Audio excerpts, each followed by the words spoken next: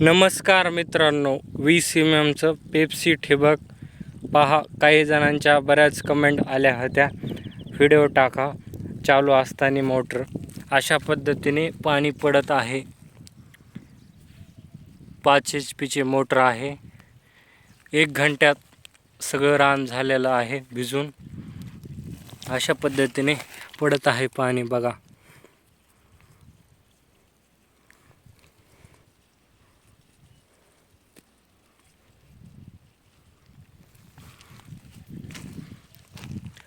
आणि 332 फूट लांब आहे अंतर.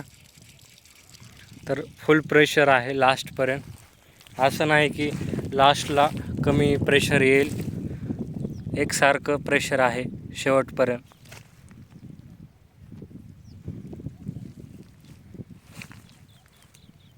वीस MM ठिबक आहे.